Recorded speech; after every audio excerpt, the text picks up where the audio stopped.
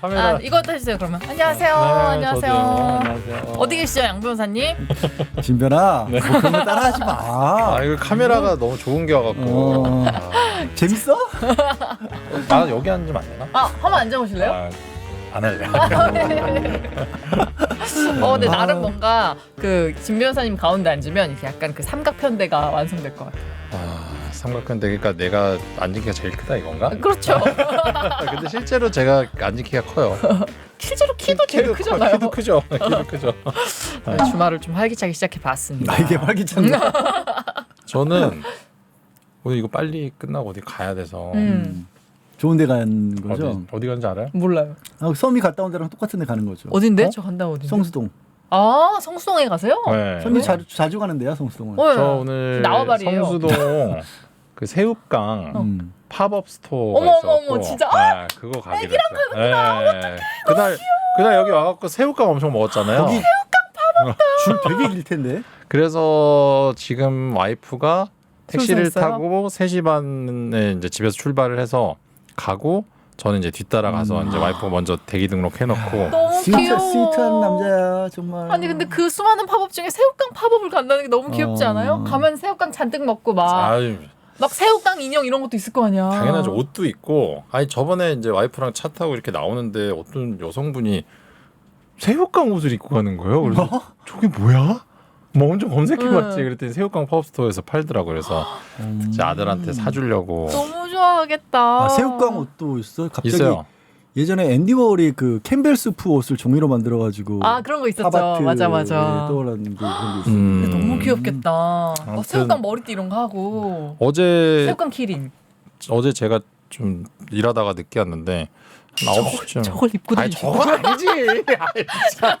저 무슨 조직폭력배가 입고 있는 저거는 진짜 돋보기 입고 다니는 옷이잖아 저거. 아니 저 옷이 있다는 게 충격적이다. 야. 저런 게 있구나. 새우깡 티셔츠라고 했는데 너무 아 저거는 진짜 충격적이네. 무슨 신창원이 입고 다니던 그런 옷. 아니 저거 말고 되게 깡 이렇게 써 있어요. 깡 기억 앞에 새우 머리가 이렇게 돼 있고. 아까 그 티셔츠 진짜 대박이다. 그거 꼭 방송 때 거기 띄워주세요 같이. 네, 대갈적 분들도 뭘 보고 우리가 이렇게 소리 질렀는지 아시게. 별로 게 다 있네. 그러니까 저런 굿즈들이 요즘 많아요. 이게 브랜드들에서. 이번 주 일요일인가까지밖에 안 해요. 23일인가 24일까지밖에 안 해서 가야지. 무조건 가야 되고 어제 성수동 팝업 스토어들 가면 그렇게 사람들 되게 많이 많다고 진짜 하더라고요. 많아요. 평일에도 엄청 많다. 저도 오늘 녹화 전에 오전에 다녀왔거든요. 근데 이제 새우깡?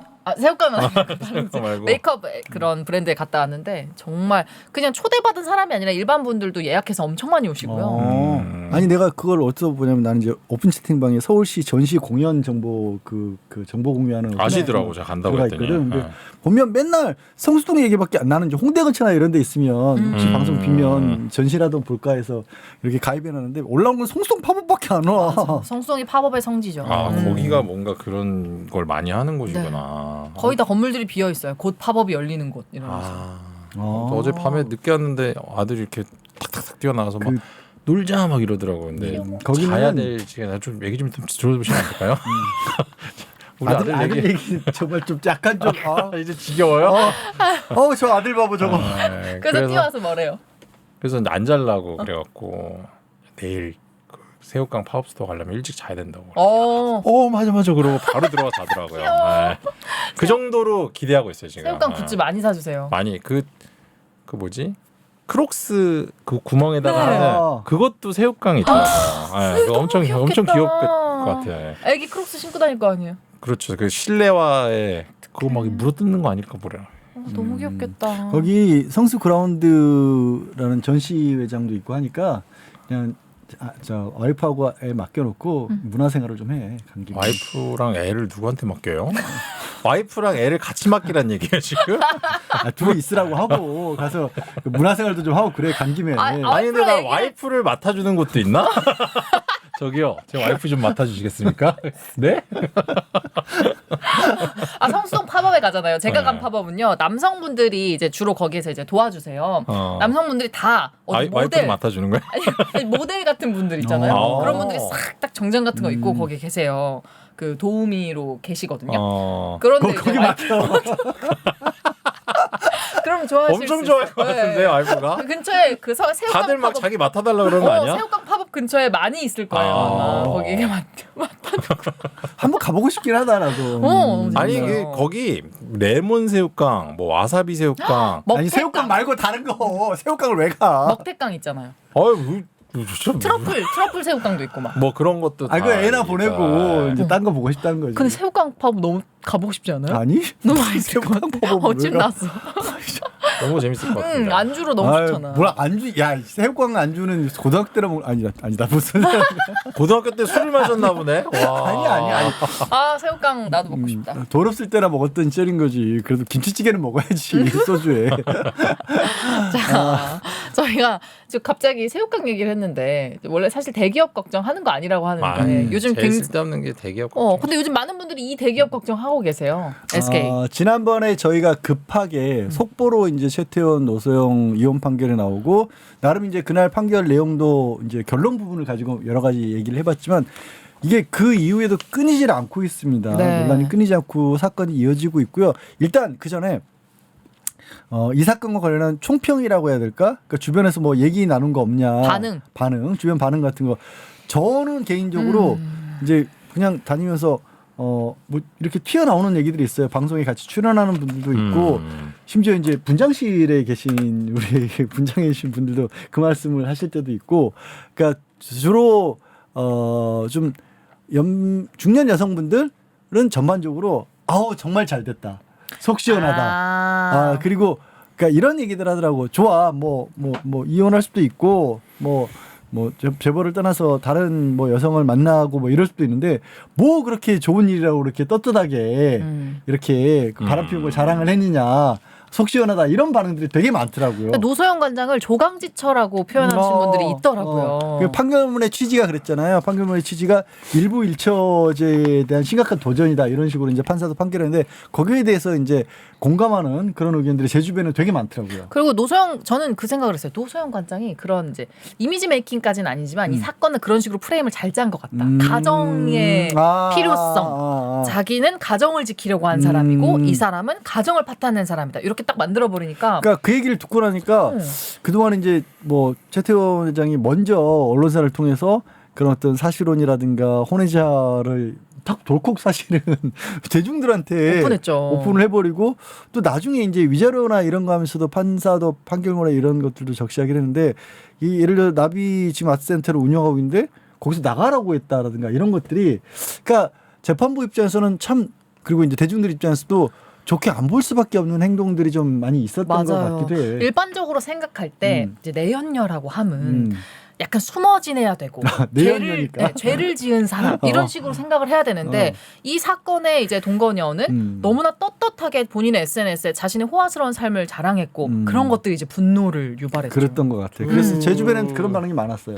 두 사람이 이제 같이 뭐 공식 석상에 나오고 그랬잖아요. 사실 상간 소송을 하게 되면 이제 만약에 상간 소송을 당했어. 그런 분이 저를 찾아오잖아요. 그러면 이제 제일 먼저 하는 얘기가 지금도 만나고 있냐. 만약에 만나고 계시다면 헤어져라 이렇게 제가 얘기할 수는 없잖아요. 그러니까 최대한 자제하시라고. 왜냐하면 이제 지금도 만나고 있다라는 걸게 어쨌든 위자료가 올라가는 어떤 요인이니까 가능하면 지금은 안 만나는 아니면 만나지 마시라 소송이 끝날 때까지라도 보통 그렇게 조언을 하는데 지금 이 사건 같은 경우는 그냥 우린 뭐 대놓고 뭐 애도 있고 막 이거는 사실 위자료가 이렇게 계속 올라갈 수밖에 없는 그런 어떤 행태인 거죠. 저도 처음에는 그 재판부에서 굳이 막 일부 일처제 이런 걸 판결하면서 얘기할 필요가 있었을까 싶었는데 그 진변도 얘기한 것처럼 듣고 보니까 뭐 현실이 어떻다고 하더라도 그걸 이렇게 오픈해서 이렇게 마치 당당한 것처럼 비춰지게 만들었다라는 게 재판부 입장에서는 이건 아니다. 약간 괘씸죄도 들어갔어요. 뭐 그럴 수 있을 것 같아요. 그런 느낌이 있고 최근에 그 여자 BJ가 그 유튜브를 통해서 이야기를 한 게 있어요. 어떤 그 유부남과 바람을 폈는데 그거에 대해서 본인 항변을 하면서 본인이? 네, 유부남이랑 바람 핀 게 뭐 이러면서 막 이야기를 한 게 되게 화제가 됐어요. 사실 그게 저는 물론 같은 상황은 아니지만 그 댓글에 그 영상에 대한 댓글 반응도 비슷했거든요. 어쨌든 잘못된 거다. 이럴 거면 간통죄 다시 부활시켜야 된다. 이런 얘기들이 많았습니다. 사실 이게 이제 그런 어떤 유부남과 바람을 폈다는 사실을 그렇게 굳이 알리는 것이 자기가 나중에 소송을 아니잖아. 당할 때 또 있어요. 상간 소송에서 방어를 할 수 있는 게 뭐냐면 나는 상대방이 유부남인지 몰랐다. 유부녀인지 몰랐다. 이게 실제로 모르는 경우도 있고 유부남인지 유부녀인지 그 소송을 청구하는 사람 입장에서는 이 사람이 유부남인 걸 알고 만났다라는 걸 우리가 입증을 해야 돼요. 네. 그렇기 때문에 그 유튜버를 만약에 이제 소송을 걸는 사람 입장에선 너무 좋은 거죠. 자백한 거니까. 그건 입증할 필요가 없으니까. 자기는 알고 만났다고 네, 해봐. 그러니까 굳이 그런 얘기를 이렇게 그렇죠. 떠버릴 이유가 있나? 이미 뭐 소송이 끝났나? 그랬으면 실제로 몰라도. 그 모르는 상태라고 하면서 본인도 피해자다라고 주장하는 경우도 있었어요. 한 아나운서가 이제 어떤 유부남하고 이제 교제를 했는데 네. 그 유부남의 아내가 그걸 폭로를 한 거예요. 아나운서가 내 남편과 바람을 폈다. 이러니까 그 아나운서가 난 유부남인지 몰랐다. 이렇게 얘기를 하고 그 아내는 모르긴 뭘 모르냐. 백화점에 가서 내 남편이 사준 가방을 네 이름으로 마일리지 적용하지 않았냐. 이렇게 된 거지. 근데 그게 걸린 거야. 그게. 근데 그거는 그것만 가지고는 알 수 없죠. 유부남이 아니라 그냥 남자친구로도 그렇게 가능한 일이다라고 얘기를 했더니 주말마다 못 만나고 이런 것들 왜 의심하지 않았냐. 심지어 아이까지 있는데 이렇게 된 거지. 근데 사실 실제로 모르는 경우도 있거든요. 그 주말에도 계속 만나고 이렇게 얘기하는 거예요. 아이가 있는데 이혼했다 이미. 그래서 뭐 아이도 이혼 제대로 준비 중이다 이러면서. 아니 준비 중은 안 돼. 그래요? 이혼을 해야 돼. 네. 그래서 뭐 실제로 법률혼 관계 있고 파탄이 난 상태라 하더라도 위자료 지급할 의무가 있다라고 판단한 판결이 있습니다. 네. 그러니까 파탄으로 안 본 거죠, 사실은 어떻게 보면. 생각보다 이거를 알면서 그러니까 이게 유부남인가 내지는 유부녀인 걸 알면서 만났다는 걸 입증하기가 생각보다 쉽지 않거든. 왜냐하면 그 본인이 이게 감정이 걸린 문제니까 야 주말에 못 만나는데 의심할 만하잖아. 근데 그냥 아니 주말마다 근무가 있다라고 했어요. 그런가 보다 했어요. 그리고 일단 좋아하는 감정이라는 게 개입되니까 우리 흔히 하는 말로 눈에 뭐 씌어야 만난다고 하잖아. 그러니까 거기에 대해서 냉정하게 이성적으로 의심을 해봐야 된다라고 판사도 말은 못하는 거야. 그러니까 그래서 그렇게 잡았다면 의외로 이쪽에서 아니야 알았어라고 입증하는 게 생각보다 어려울 수 있거든. 심지어 제가 요즘 하고 있는 소송 중에 뭐가 있냐면 유부남인지 모르고 만났던 여자가 이제 남자가 그렇게 얘기했다는 거예요. 뭐 이제 이혼을 했고 아이는 뭐 있지만 보지 못하고 있다. 그래서 이 여자가 이 남자한테 속았다고 성적 자기결정권을 침해했다고 하면서 위자료를 내놔라고 거꾸로? 소송을 걸었어요. 그러니까 어떻게 보면 상간 소송의 반대 유형이고 옛날에는 간통죄가 있었는데 그것과 반대되는 혼인빙자 간음이라는 게 있었거든요. 그게 이제 민사소송화되어서 지금 이 소송 이거 실제로 이렇게 돼서 뭐 3천만 원 위자료 지급하라는 판결 선고된 경우가 많이 있어요. 네. 그래서 그런 일들. 그러니까 주변에 근데 그런 얘기 말고 다른 얘기는 진변은 근데 저기 주변에 이제 변호사들이랑 얘기하다 보면 이거 말고 다른 쪽에 관심들이 많았을 것 같은데. 저희는 뭐 다 성공보수에 대해서 야, 성공보수 이거 어떻게 되는 거냐? 미소 짓는 변호 군단 뭐 그 이러면서. 변호인단이 그 짓는 미소를 보고 다들 너무 부러워했죠. 야 저기 그 끄트머리 한 자리에라도 내가 들어왔으면 얼마나 좋을까. 대박 건수인데. 그래서 들었는데 이제 뭐 다 카더라긴 한데 실제로 그 한 항소심에서 7% 정도를 약정했다고 들었는데 이제 소송을 진행하면서 약간 3.5%를 이렇게 절반을 커트를 했다는 얘기를 들었거든요. 그래서 뭐 약정을 3.5%를 했는데 이제 캡을 씌웠다고 하더라고요. 상한. 그러니까 이런 거예요. 5% 약정을 했는데 뭐 내가 지급받을 수 있는 총액은 300억. 이러면 실제로는 뭐 만약에 1조 3,800억이잖아요. 그럼 5%면은 뭐 엄청나죠. 500억이 뭐야? 700억 정도 될 텐데. 그러면 이제 300억을 캡을 하면 그 이상 못 받는 거예요. 그러니까 이제 상한을 정하는 거죠. 맥시멈 300억. 그것도 어마어마한 거지 야. 사실은. SK 주주가 되는. 그건 이제 주식으로 받았을 때 얘기고. 근데 이게 이제 그것과 관련된 여러 언론 보도도 아는데 사실 최태원 회장이 SK 주식을 만약에 팔아서 마련한다. 이거 큰일 나는 큰일 나지. 큰일 나는 얘기거든요. 회사 넘기는 거지 그냥. 네, 그래서 그렇게 되진 않고 그래서 지금 갖고 있는 이제 비상장 주식들 있잖아요. 네. 그런 거를 이제 뭐 팔아서 줄 거라는 뭐 얘기가 나오는데 솔직히 그것도 사실 그 가격을 이제 뭐 좀 띄워야 되잖아요. 또 띄워야 되고 뭐 별의별 문제들이 다 발생할 것 같아요. 그러면은 이게 이 사건이 SK 관련 이제 뭐 브랜드들이나 뭐 SK 사업에서도 영향을 많이 미치나요? 일단 SK 일하는 분들 입장에서도 되게 불편하겠죠. 아무래도 주가 떨어지니까? 주가는 올랐었어 한동안. 올랐어요? 아 그게 왜 올랐는지 제가 알았어요. 왜 올랐냐면 최태원 회장이 만약에 지분을 팔게 되면 어쨌든 경영권의 그러니까 경영권의 위협을 느낄 수밖에 없으니까 그러면 이제 시장에서 지분을 매수할 것이다. 그러니까 어쨌든 공급되는 양은 한정되어 있는데 그거를 이제 사려는 사람이 많으면 주식의 가격은 당연히 올라갈 수밖에 없거든요. 그러니까 앞으로 이 판결이 그대로 만약에 지속된다면 어쨌든지 간에 SK 주식은 어느 정도 매각이 될 수밖에 없을 거고 그렇다면 이 매각되는 걸 대비해서 뭔가 이제 조치를 취하면서 주식을 사들이지 않겠냐 뭐 이런 얘기들이 있었거든요. 그래서 올랐다고 하더라고요. 그렇구나. 너는 주변에서 우리 교도소원 주변에서 뭐 이 관련해서 너무 아직 그럴 연배는 아닌가? 저는 사실 제 주변 친구들 전혀 관심이 없고 오히려 이제 SK 관련한 이제 뭐 브랜드들이나 이런 데서는 좀 이렇게 줄이는 사업 좀 줄이는 관련 사업 네, 주변 사업 예를 들면 뭐 프로그램이 있으면 프로그램 폐지한다던가 뭐 이런 식으로 좀 이제 약간 이제 뭐라 해야 되지 움츠러드는 시기 아껴 쓰는 왜 그런지 모르겠는데 지금 뭔가 야 입조를 마련할 때 아껴야지. 근데 뭔가 이제 기업들은 브랜드들이 약간 위축된 느낌과 함께 약간 이제 눈에 띄면 안 돼. 이런 상태인 것 같아요 지금. 이 SK 이름 가지고 뭐 화려한 어떤 사업을 못 벌이는 그런. 네, 그냥 잠시 조용히 있어야 하는 시기인 것 같은 느낌. 이게 지나가다가 또 이거 뭐야? 야 이거 없애. 이렇게 되지 않으려면 그냥 가만히 이렇게 조용히 있어야 되거든요. 걔는 새로운 뭐 기획 같은 거 거의 하지 안 되죠, 않으시고 안 되죠. 그러고 있더라고요. 그래서 너무 웃겼어. 아이고 진짜. 그럴 수도 있겠네. 근데 저는 이제 이 관련해 가지고 기사를 몇 개 보내주셨잖아요. 근데 보면서도 이해가 잘 안 되고 기자는 이 기사를 왜 썼을까 하는 생각도 좀 들면서 이걸 혹시 최태원이 부탁해서 쓴 건가? 그건 아니고 라는 생각도 하고. 그건 이제 어떤 일이 있으면 후속으로 말하지 맞아요. 저도 이제 교도소한테 이 기사를 보내주면서 이게 많이들 이제 뭐 포털의 메인으로 뜨고 그랬는데 이거를 정확하게 다 이해를 하시기가 쉽지 않을 것 같다는 생각이 들더라고요. 네. 일단 판결문을 수정하는 일이 벌어졌습니다. 이거 정말 드문 일이긴 해요.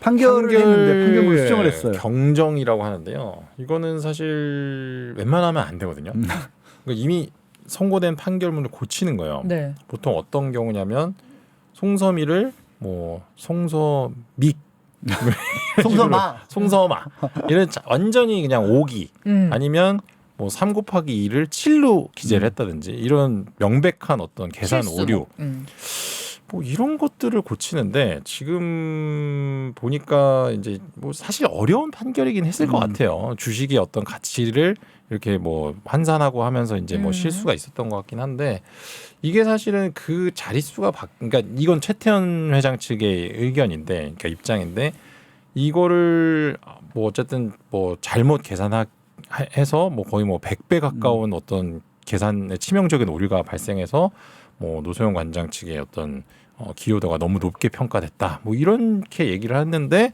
사실은 서울고등법원 입장에서는 그래 계산은 잘못됐는데 결론은 똑같아. 이렇게 지금 입장을 냈어요. 이게 어떤 일인지 좀 부연 설명을 드리면 이런 겁니다. 지금 판결의 취지는요. 이 SK 회사 가치가 굉장히 커졌다.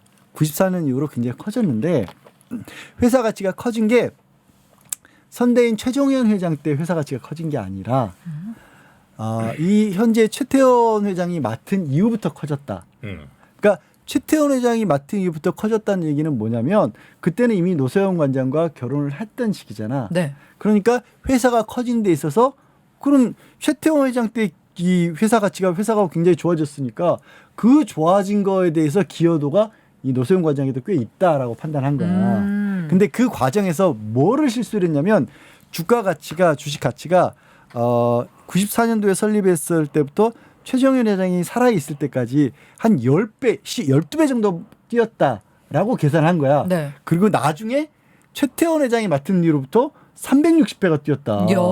이렇게 계산을 했는데 최태원 회장 측에서 야 그거 회계 과정에서 주가의 액면 분할하게 되면 이 액면 분할에서 실제 액면에 10원이라고 돼 있지만 분할하면 100원어치가 되니까 그거를 계산을 잘못하는 바람에 사실은 최정현 회장 때 훨씬 더 많이 회사가 좋아졌고 내가 맡은 이후로는 별로 달라진 거 없어라고 주장을 한 거예요. 아, 우리 회사는 원래 좋았어. 원래 컸어. 아버지가 다 키워놓은 다음에 나에게 준 거지 내가 키운 게 아니야. 그러니까 노소영의 영향력을 최소화하기 없어. 그렇지. 위해. 오, 바로 알아듣는 거야. 이거를 기사들이 설명을 잘 안 해준 거야. 그 의미가 그런 거거든. 그러니까 이게 왜 그렇게 주장을 할 수밖에 없냐면 기존에 대기업 그 이른바 재벌이라고 하는 사람들이 이혼할 때 보면 항상 그 주장을 이제 특유 재산이 이건 내가 키운 게 아니라 내가 만든 회사가 아니라 아버지한테 물려받은 거니까 이거를 아버지한테 받은 건데 왜 내가 이혼하면서 아내에게 나눠줘야 되느냐 이거를 대부분이 다 받아들여줬거든. 네. 그러니까 이 재판부에서 고민한 거지. 그러면 어떻게 해야 될까? 이건 추측입니다. 그러면 최태원 회장이 회사를 확 키웠다. 그러면 결혼 이후에 키운 거니까 어쨌든 아내의 기여가 크다라고 판단하기 쉽겠다라고 본 겁니다. 네. 그렇게 판결문을 써놨는데 계산 착오가 있었거든 거지. 근데 그 뒤가 이제 논란이 되고 있는 거야. 뭐냐면 그래 계산 잘못했어. 알았어. 그러면 이 선대 회장 때가 12배가 아니라 120배였어. 그리고 이 최태원 회장이 맡은 이후로는 360배가 아니라 36배였어. 이렇게 바꾼 거야. 그러면 최태원 회장 입장에서 야 그렇게 바꿔놓았으면 기여도 나눈 것도 달라져야 되는 거 아니야? 그럼 위자료의 금액도 달라질 수 있나요? 재산분할 금액. 재산분할. 아니 그건 재산분할은 똑같이 할 거야. 이렇게 한 거야. 그러면서 이 시점 자체를 사실심 변론 종결 2024년 4월 시점까지로 끌고 와서 이것도 또 다른 문제예요. 네, 그거는 나중에 설명해 주세요. 설명해 지금 설명은 어차피 잘 몰라서요. 어려워 이 문제가. 이게 저는요 문과예요. 야, 난 철학과야, 문과였어. 너 법대 나왔잖아. 철학과가 그래도 더 수학 잘하지 않나? 아니, 그런 건 없어요. 죄송합니다만 저도 문과예요. 그만하자 그럼. 굳이 이걸 수학에 대해서 해야 될 건 아니잖아요. 아니, 저 궁금한 아니야, 근데 게 이것도 중요한 게 뭐냐면 지금 진 변호사가 말한 건 그러면 아까 좀 계산할 때 회사 가치가 커졌다 했을 때 언제 회사 가치를 기준으로 평가를 해야 될까의 문제가 있는 건데 2024년도에 우리 재판이 끝났으니까 그때 보니까 SK가 예를 들어서 뭐 10조야. 그럼 지금 10조가 된 게 이렇게까지 컸구나라고 해서 그걸 가지고 계산을 했는데 최태원 회장 측 주장이 뭐냐면 잠깐만 이거는 우리가 재산 형성을 하는 데 있어서 이 배우자의 기여가 얼마만큼 있었느냐를 가지고 기여를 따지는 건데 우리는 2019년 이후부터는 사실상 다 갈랐었다. 그러니까 2019년 이후부터는 노소영 관장이 우리 재산 늘어나는데 기여한 게 없으니까 계산을 하더라도 2024년이 아니라 2019년까지의 회사 2019년 당시에 SK 가치를 가지고 계산을 해야 된다라는 주장을 한 겁니다. 왜 그런 얘기 처음에 재산분할 얘기할 때 그런 얘기 했었죠. 남편이 승진할 것 같으면 그때는 이혼 안 하는 게 좋을 것 같다. 왜? 승진해서 연봉이 올라가면 그 이후에 농담입니다. 그 이후에 이혼을 해야 나눠 가지는 것도 많이 생긴다라는 얘기 했잖아요. 그 주장을 한 거예요. 최태원 회장도. 야 그때는 2024년에 SK 값어치가 아니라 2019년 값어치로 해서 그 이후에는 나 혼자 살았으니까 그때 늘어난 거는 노소영 관장이 기여한 거 없어라는 주장도 하고 있는 거예요. 근데 어쨌든 최태원이 이렇게까지 얘기를 했지만 결과는 달라지지 않았잖아요. 안 달라졌어요. 그러니까 노소영 입장에서는 왜 그냥 그러니까 사법부 판단만 흐리냐 방해하지 마라 이렇게 얘기를 하더라고요. 근데 사실 솔직한 말로 이거 판결문 보셨어요? 다는 못 봤지. 일부라도 보시긴 일부 하셨어요. 근데 이게 사실 지금 노소영 관장 측에서는 그냥 이럴 바엔 다 공개하자. 이거고 판결문 전체를 보여달라. 쪽에서는 이거 갖고 뭐 소송 걸고 그러지 않았어요? 판결과 관련돼서. 왜 이런? 이의 신청했어. 이의 신청했구나. 그래서 사실 제대로 된 어떤 전달을 위해서는 저희가 이제 판결문을 다 봐야 되는데 솔직히 저는 판결문 일부라도 보지 못했고 그냥 기사로만 다 접한 거고 경정된 판결문도 사실 확인을 해봐야 돼요. 네, 어떤 부분이 어떻게 경정이 되었는지에 대해서. 근데 어쨌든 이 지금 말하는 이 판결 경정이라는 것이 사실 제가 아까 설명했던 송서마 뭐 2 곱하기 3은 7 이런 수준은 아닐 수도 있다라는 생각이 좀 들거든요. 왜냐하면 기여도와 관련된 어떤 계산 자체가 뭐 약간 좀 많이 달라지는 부분이니까. 왜냐하면 그 수치를 기준으로 어쨌든 이거를 했다면 뭔가 좀 대법원에서 그런 부분을 조금 고려할 수 있겠죠. 고려하지 않을까라는 생각도 들어요. 그러니까. 거기 쟁점이 아마 SK 측, 그러니까 최태원 회장 측에서 그 부분을 치열하게 주장을 할 거예요. 이 SK 측에서는 아까 말했던 게 뭐냐면 이미 야 이게 그 말만 바꾼다고 될 문제가 아니지 않느냐. 판단의 근거가 달라지는데 이거 판결 다시 해야 된다라는 거고. 근데 법원 측에서는 판결을 다시 하는 건 상고심인 대법원에서 할 일이지 우리가 할 일은 아니다. 그러니까 사실 조금 뭐 노소영 관장 측에서 얘기를 해보면 조금 아쉬운 게 사실은 그 액면 분할을 재판부에서 캐치를 해서 그렇게 했더라도 제 생각엔 이 액수가 달라지진 않았을 것 같아요. 왜냐하면 어차피 이렇게 결론을 내려두고 하시는 것 같으니까. 요 얘기가 무슨 얘기냐면요. 생각보다 그러니까 뭐 가정법원은 특히 유난히 그런 경우가 그렇죠. 더 많고 형사나 민사 같은 경우도 우리는 흔히 이런 그 논리적인 어떤 귀결 이게 이렇고 이게 이렇게 되다 보니까 결론이 이렇게 나라고 판결문을 생각하지만 네. 실제 재판하는 판사들은 결론을 내려놓고 맞아요. 거기다가 이걸 끼워 맞추는 그런 거꾸로 경우가 있죠. 있어 사실은. 이번에는 그렇게 될까요? 근데 이게 사안이 너무 크고 이슈가 많이 되다 보니까 좀 더 꼼꼼히 할 수 있잖아요. 그래서 뭐. 이제 따지는 거 서로 다투는 거지. 그러니까 이게 보통 제가 이제 의뢰인들하고 상담을 해보면 네. 뭐 자기가 이제 뭐 결혼할 때 뭐 비단 뭘 얼마를 해오고 뭐 혼수로 뭐 470만 원 막 이런 다 얘기해요. 그러면은 제가 얘기를 하죠. 아니 그게 이렇게 판사님한테 주장을 하신다고 판사님 막 이렇게 계산기를 막 두들겨 갖고 뭐 해서 뭐 1원에 2원이면 이게 아니다. 이거는 사실은 어느 정도 이제 전체 재산 액수가 나오면 머릿속으로 이렇게 그리고 이제 이만큼 이렇게 보통 판단을 하신다. 이렇게 얘기를 했는데도 그걸 잘 믿지 않으세요. 의뢰인 분들은. 근데 실제로 막 그런 액수가 중요한 건 아니에요. 그러니까 그런 세세한 이런 액수들이. 근데 뭐 어쨌든 이 항소심 이제 상고심으로 넘어갈 텐데 제 생각엔 상고심에서는 이 그 액면 분할을 고려하지 않은 이런 부분들이 좀 어느 정도 쟁점이 되지 않을까 싶습니다. 결국에는 항소심에서는 이 부분이 크게 이제 이게 돌아가 버린 게 뭐가 있냐면 말씀드린 것처럼 아마도 항소심 이번에 판결한 재판부에서는 그 아까 말씀드린 것처럼 대기업의 경우에는 물려받은 재산에 대해서는 안 건드리는 게 지금까지 기존의 판례였거든요. 그거를 약간은 그냥 제가 제 생각에는 약간의 꼼수로 그걸 비껴간 것 같아요. 그러니까 최태원이 키운 거야라고 그렇게 얘기를 한 거예요. 이 판결은 최태원이 키웠으니까 결혼했을 때 컸으니까 그냥 나눠가는 게 맞아라고 했는데 지금 계산을 달리하면서 최종현 전 회장이 키운 부분이 컸다라는 게 나와버린 거잖아요. 네. 사실.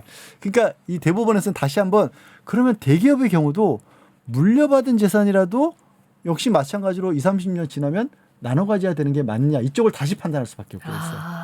지금 이것도 근데 이것도 의견의 다툼이 있어. 일반 보통 사람들 같은 경우에는 물려받은 재산이라도 20-30년 있으면 나눠 가지라고 하거든. 네. 그럼 대기업이라고 왜 예외를 둬야 되느냐. 그치. 이런 경우도 많아. 그러니까 사실 그래가지고 이번 이 사건이 이혼 문제 막 재산 분할 이거 가지고 엄청 커졌다면서요. 그래서 지금 이걸 가지고 일각에서는 이거 이혼 부추기는 판결이다. 라는 얘기도 나오고 있어요. 그러니까 실제로. 이혼하면 재산 분할 이렇게 많이 받을 수 있다는 것처럼 보여지니까. 그러니까 이 방금 말씀하셨던 것처럼 최종현 선대회장이 있었을 때 주식 가치 그리고 뭐 최태원 현재 회장이 있었을 때 주식 가치를 이렇게 나눠서 뭐 이게 더 크다 이렇게 얘기하는데 사실은 뭐 오랜 시간이 지나면 사실은 최종현 선대회장 때 주식 가치를 분할해 줄 수 있거든요. 그 완전 빼는 게 아니에요. 네, 전체를 다 넣고 거기서 기여도를 따지는 거니까 뭐 그래서 이제 대법원에서 또 그대로 뭐 판결이 날 수도 있고. 그럼 이걸 이렇게 바꾼다고 해서 뭐 결과가 바뀔 확률이 높진 않다. 아니 그건 몰라. 모르는데 그거를 이제 항소심 재판부는 상관없다고 주장한 거고. 그렇죠. 항소심 재판부는 그래 그 계산은 틀렸는데 근데 뭐 결과 이렇게 된 똑같아. 거야. 오케이 고마워 하고 끝. 내가 잘못 봤네. 숫자 바꿀게. 끝. 네, 근데 사실 뭐 대법원 입장에서는 뭐 어떻게 고민하겠지. 한번 봐야죠. 그래도 왜냐하면 노소영 측에서 좀 긴장하긴 해야겠네요. 그렇죠. 어쨌든 뭔가 꼼수를 부리려는 조작은 아닌가? 어쨌든 뭔가 조작은 아니죠. 바꾸려는 게 보이니까. 뭐 그럴 수 있지. 그걸 이제 집요하게 이게 혹시라도 그쪽 내가 아마 그쪽 변호사라면 이거 봐라. 이거 지금 항소심 재판부가 무리하게 이렇게 판단 끌고 간 증거가 여기서 나온 거다라고 주장을 하겠지 아마 한 부분은. 근데 잘 모르는 제가 봐도 그 말이 얼추 타당해 보여요. 그러니까 막 나는 자수성가형이 아니라 그냥 승계받은 사람이다 이런 식으로 얘기하니까 그런가? 이렇게 되잖아요. 그럼 충분히 영향을 줄 수도 있을 것 같아요. 근데 이게 지금 교도소 얼마 따라 저기 사실 SK 입장에서는 재밌는 게 내가 노력해서 키운 게 아니라 아버지한테 받은 거라고 얘기를 하는 거잖아. 그러니까 나 보통은 사실은 굉장히 되게 없어 보이는 변명인 거예요, 사실. 없어 보이는 얘기야. 사실은 아유. 어찌 보면. 사실 나는 아무것도 아니고 아버지가 다 했어 이거잖아. 우리 회장님 그냥 재벌이세였대 이런 거잖아요. 그게 이게 좀 쪽팔리는 주장이야 사실은. 근데 이렇게까지 안 하면 도저히 이걸 돌릴 방법이 없나 보다. 그렇게 생각이 들 수도 이게 거의 있지. 뭐 그 최태원 측 변호인단의 최후의 방패인 거잖아요. 이게. 엄청 이걸 발견한 변호사가 우와 막 이랬겠죠. 막 야 찾았어. 막 회장님이 재벌 2세 그냥 아들로 바뀌시면 됩니다. 자수성가형 모범 아니시고. 택시 보셨어요 드라마? 아 맞어. 거기서 막 이게 해커 그거 잡아내니까 이 새끼 야 돈 가져와. 그래서 바로 금일봉 막 하사하는 장면이 있거든요. 거의 그런 수준이었겠죠. 많이 칭찬을 받으셨을 것 같아요. 참. 사실 아까 이 대법원 판결이 이혼을 부추기는 판결이다 뭐 이런 얘기들이 나왔는데 네. 사실 저는 최근에 조정으로 하나 되게 잘 끝낸 사건이 있었거든요. 그러니까 이 최태원 노소영 판결이 나오기 전까지는 되게 폐색이 짙었어요. 그래갖고 이 남편의 재산이 이제 주식이 대부분인데 이것도 이제 아버지한테 증여받은 지 얼마 안 됐거든요. 그리고 그 재산을 빼면 한 10억밖에 안 돼요 재산이. 그래갖고 근데 우리 의뢰인분은 이제 좀 많이 받기를 원하시고 그래서 그게 쉽지 않다. 그래서 그때 이제 그 전까지는 뭐 그 10억에서 재산분을 해주겠다 이런 입장이었거든요 상대방이. 그래서 이제 완전 그냥 뭐 배렸다 이렇게 생각하고 있었는데 최태원 노선 판결 나고 기일에 가서 종결을 하고 조정을 하자 이래갖고 저희가 이제 한 진짜 4-50억 내놓으라 그랬거든요. 그렇죠 말도 안 되는 소리긴 한데 그러고 조정에 갔더니 20억 주겠다고. 와 그래서 사실은 10억 그 주식을 빼면 10억밖에 안 되는데 그래갖고 완전 사실 어떻게 보면 잘된 판결이죠. 저 입장에서 되게 최태원 덕분에. 최태원 노소영 그러면은 판결 이제 덕분에 그 판결을 받아내기 위해서 이번 최태원 노소영 사건을 인용을 하셨어요? 아니면은 그냥 알아서 판사가 판단한 거예요? 그거를 인용할 필요는 없죠. 뭐 다 그래요? 아니까 분위기가 네. 그러니까. 그럼 이제 이거는 다들 알고 있구나. 판사나 조정위원한테 한 게 아니라 상대방이 알고 있는 거죠. 내가 혹시 판결을 받았다가 20억보다 더한 돈을 주게 되지 않을까라는 그 공포심이 그 사람에게 심어진 거예요. 이 판결로 인해서. 이게 뭐냐면 소송을 하다 보면 저도 똑같은 입장이 돼요. 이거는 안 될 것 같은데 근데 또 혹시 모르려는 그런 공포심. 그러면 상대편을 다 모르니까. 이거를 그냥 조금 내가 양보하고 그냥 이렇게 끝낼까? 왜냐하면 내가 20억을 주고 말지 참 재수 없이 한 35억 이렇게 나오면은 진짜 낭패인데 물론 10억이 나오면 너무 좋고 근데 또 20억 그냥 줄 수도 있겠다 차라리, 이런 생각할 수도 있는 거거든요. 그런데 그러한 공포심 자체가 이 판결로 인해서 그 상대방 당사자에게 저는 심어지지 않았을까라는 생각을 합니다. 맞겠죠. 그리고 요즘에 이제 상간 소송들 막 이제 소송 의뢰하고 있는데 네. 이제 3천만 원으로 청구 취지 안 해요. 아니, 무조건 5천으로 이제 이게 위자료 문제가 사실 이제 재산 분할은 보통 사람에게는 어차피 해당 사항 없어요. 뭐 일조씩 있는 사람이 어디 있어. 근데 위자료 문제는 모든 사람이 가능해진 얘기거든. 진 변호사가 말했더나 5천만 원도 정말 맥시멈으로 어쩌다 나온 판결이었는데 이제는 기본 5천만 원이 돼버렸단 말이야. 사람들이 요구하는 게. 그래서 이것도 궁금해지는 게 앞으로 법원들이 그러면 실제 일반 다른 재판부에서도 그렇게 따라갈지도 변호사들이 관심을 가지는 상황이 된 거야. 어떨 것 같아? 난 이것도 참 애매해. 일단 뭐 그거는 이제 판사들마다 다를 것 같아요. 그러니까 이 고등법원의 이번 판결을 보고 어떤 위자료 액수를 좀 현실화하자는 이런 생각을 갖고 있는 뭐 소신 있는 판사들은 좀 올려서 판결을 할 수도 있을 것 같고 근데 사실 좀 올리는 게 맞긴 맞거든요. 좀 심했지. 너무 적어요. 너무 적어요. 말도 안 돼. 솔직히 남의 가정을 깼는데 2, 3천으로 2, 3천도 아니 3천도 잘 안 나와요. 뭐 1,500, 2천 이렇게 끝나는 게 말이 안 되죠. 그리고 중요한 건 그 1,500, 2천도요. 그게 이제 남편한테 뭐 2,500을 청구하고 그러니까 남편이 3천 지급하고 이 내연녀가 2,500 지급하라 이렇게 판결을 내려지잖아요. 그러면 3천, 2,500 이렇게 5,500을 받을 수 있는 게 아니에요. 그냥 3천으로 퉁쳐지나요? 아니면 그러니까 2,500? 이 내연녀한테 만약 2,500을 다 받잖아요. 그러면 남편한테는 500밖에 못 받아요. 그럼 남편이 3천을 다 내면 내연은 안 내도 되는 거예요? 안 내도 되는 거죠. 왜냐하면 이미 자기 부담 부분이 다른 공동 불법 행위자에 의해서 변제가 된 거니까. 네. 그리고 그래서- 대부분의 경우에 그럴 때는 남편들이 돼. 그렇죠. 그러니까 이게 되게 억울하게 되는 저는 거야. 심지어 이거 되게 진짜 좀 놀랐는데 상간녀가 2명이거든요. 상간녀 둘 상대로 소송을 걸었어요. 변호사가 하나야. 아? 변호사를 같이 선임했어. 상간녀 둘이. 그럼 남편이 남편이 해준 거야. 아우 세상에. 아 진짜 맛이 가더라고요. 그거 보면. 우리 PD님이 저 변호사 공동 구매한 거라고. 공구 맞네. 진짜 미치겠다. 저 보고 변호사가 하나야? 야 이거 진짜 너무했다. 그래도 구색 맞추기 위해서라도. 야 근데 좀 진짜 너무했다. 그러니까 이게- 그 얘기는 그 누군지 모르지만 상간녀들을 둘한테도 야 내가 그냥 둘이 같이 뭐 자기 또 2명한테 얘기했다는 거 아니야. 둘은 같이 사나 그럼.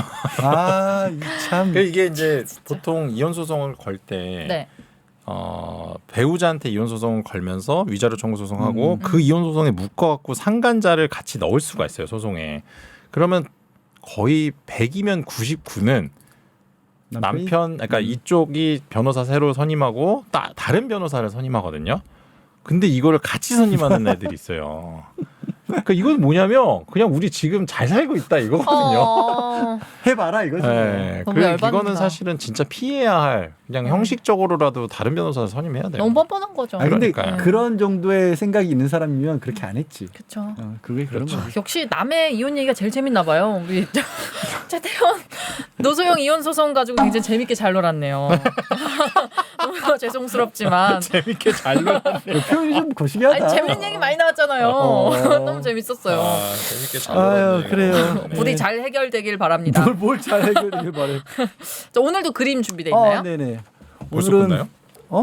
네, 본인이 가셔야 아까 된다고. 죄송해요. 새우깡 먹으러 가야 된다. 맞춰드린 거죠. 어거스터스 레오폴드 에그라는 영국 화가의 그림인데요. 요 이거 그림도 뭐야, 잘안 상당히 보이네. 안에가 쓰러져 있는 건가요? 재미있습니다. 재밌는 그림이에요. 애들이 막 전자오락하고 있는 것 같은데? 저 시대 전자오락을 하긴 그렇군요. 19세기 그림 복장을 봐도 전자오락할 복장은 아니잖아. 거울 보고 있는 거 부모님이 같고. 저기 애지중지 키웠을 수도 있죠. 야 애지중지한테 19세기에 전자오락이 어떻게 나와? 저 아니죠, 옷이. 남성분은 엑스맨인가요? 그래서 울버린인 줄 알았어. 나 울버린인 줄 알았어. 남성분은 울버린 같은데. 저기 애기들은 에나벨. 네.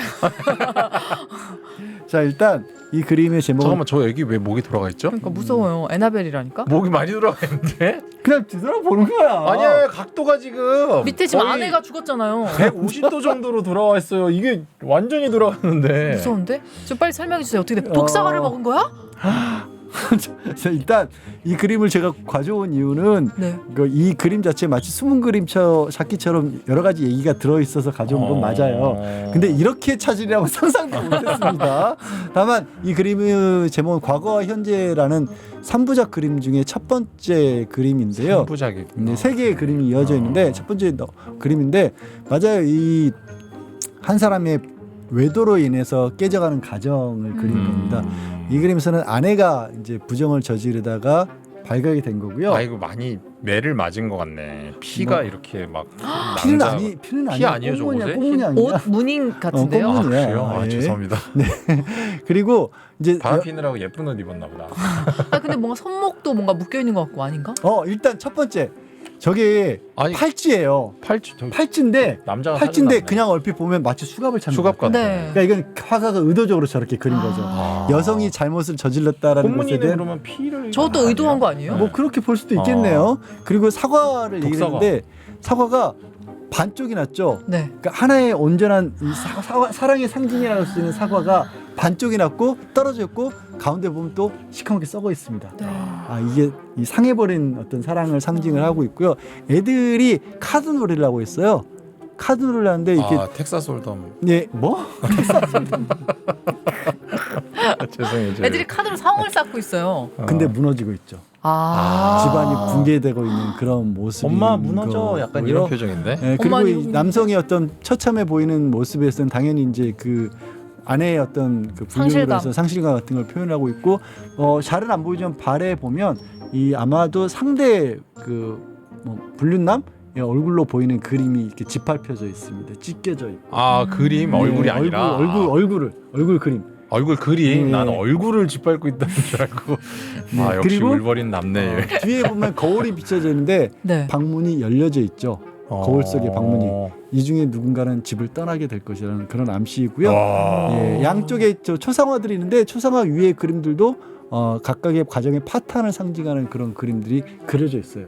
그래서 그 그림 안에 이 어떻게 그 한 사람의 외도로 인해서 가정이 어떻게 무너져가고 있는지를 담은 이게 1부작이라는 거죠. 네. 그 다음번에 2부작, 3부작도 소개 좀 해주세요. 너무 재밌을 것 같은데. 1부 3부작은 이런 식으로까지 재미있진 않아요. 기도하고 있고 그리고 이 결론에서는 사실은 사망했는지 아니면 집을 나가는지 모르겠는데 뜻밖에도 남편이 사라집니다. 오. 네. 아이고야. 그런 그림이어서 한번 어거스터스 레오폴드 에그의 그림이니까요. 한번 찾아보시면 재밌어요. 진짜 재밌네요. 숨은 그림 찾기 같은 그런 느낌의 그림입니다. 재밌네요. 네. 오늘 이야기도 아까 좀 잘 재밌게 놀았네. 잘 놀았다 잘 했는데 놀았네. 그림도 재밌다고. 잘 놀았네 오늘. 잘 놀당합니다. 두 분의 상상력에 경의를 잘 놀다가요. 표합니다. 네. 새우깡. 19세기에 전쟁을 하고 있는 아이들도 재밌게 봤습니다. 네.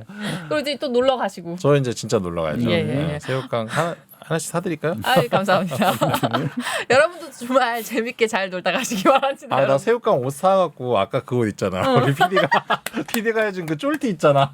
그거 사갖고 왜냐면 몸이 좋잖아요. 근육질인데 약간 그거 핏되게, 한번 보여줘야죠. 제2의 눈들도 같이 볼 수 있게. 제가 여기 이렇게 나시로 바꿔갖고 올게요. 자, 대관중 여러분 원하십니까? 댓글을 달아주세요. 구독 부탁드립니다. 좋아요도 눌러주세요. 여러분 주말 잘 보내세요. 감사합니다.